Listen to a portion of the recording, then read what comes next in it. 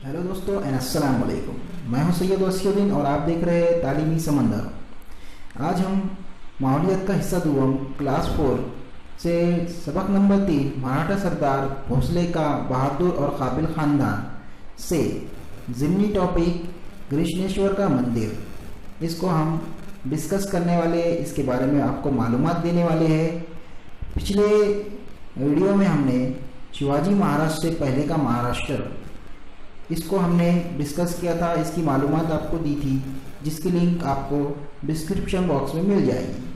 तो चलिए शुरू करते हैं।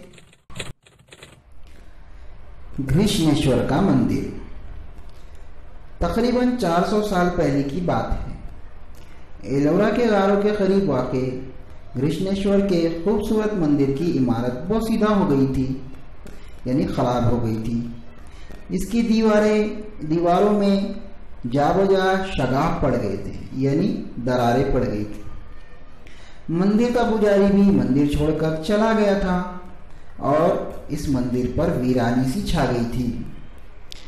इस हालात को देखकर अकीदतमंद अफसोस करते थे, यानी अकीदतमंद यानी इस मंदिर में आकर दुआएं मांगने वाले और इस मंदिर में जो मूर्ति है उससे मांगने वाले।